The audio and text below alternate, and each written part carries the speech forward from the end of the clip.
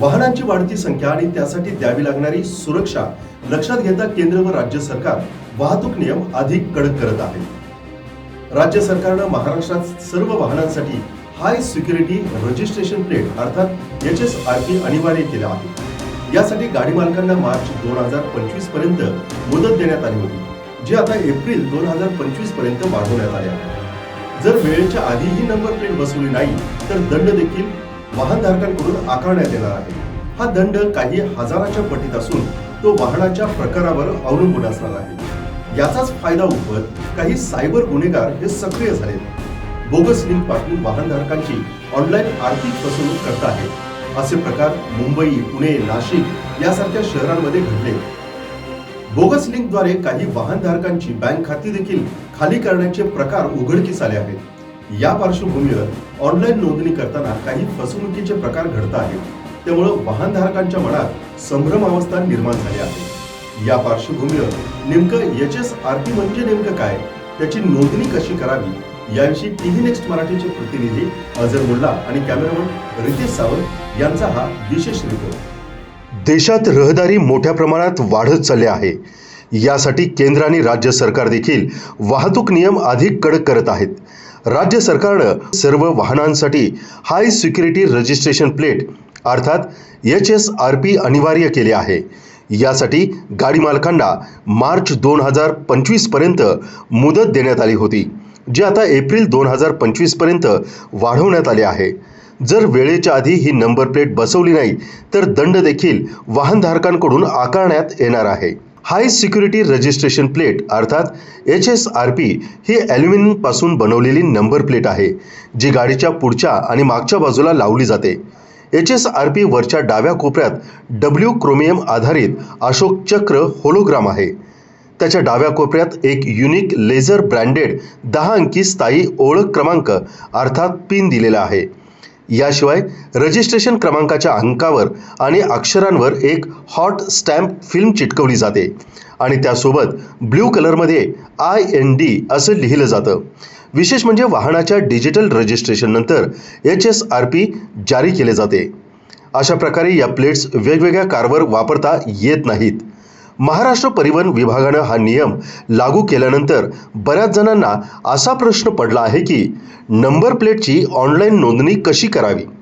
1 April 2019 आधी ज्या गाड्या आपल्याकडे नोंदणी झालेल्या आहेत अशा वाहनांना हाय सिक्युरिटी नंबर प्लेट लावणे बंधनकारक करण्यात आले आहे आणि त्याच्यासाठी 30 एप्रिल 2025 ही अंतिम मुदत देण्यात आलेली आहे। आतापर्यंत कोल्हापूर जिल्ह्यामध्ये 6073 गाड्यांना हाय सिक्युरिटी नंबर प्लेट लावण्यात आलेल्या आहे।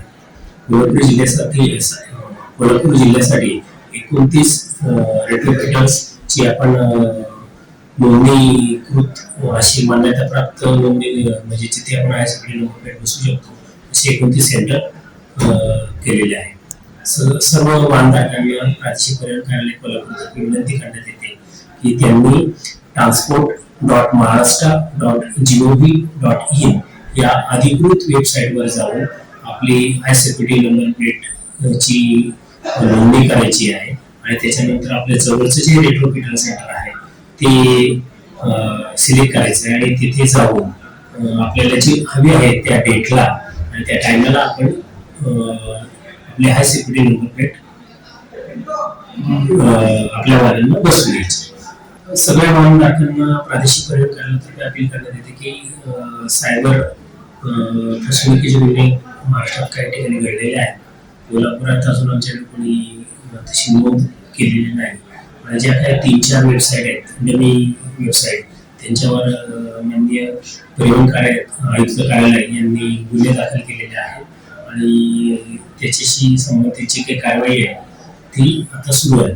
पण सगळ्या वाहनधारकांनी जी अधिकृत वेबसाईट आहे ती म्हणजे transport.maharashtra.gov.in या वेबसाईटवर जाऊनच आपल्या हाय सिक्युरिटी नंबर प्लेटची नोंदणी करायची।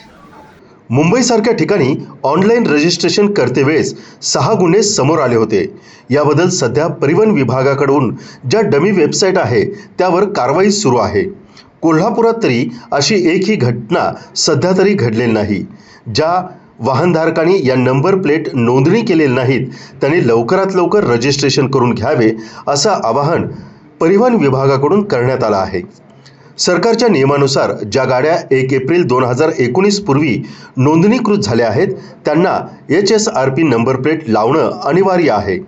एप्रिल 2019 पूर्वी उपलब्ध असलेल्या नंबर प्लेट्समध्ये अनेक गैरवापर होत होते। या नंबर प्लेट सहजपणे काढता आणि बदलता येत होत्या, त्यामुळं वाहन चोरीच्या घटनांमध्ये लक्षणीय वाढ झाली।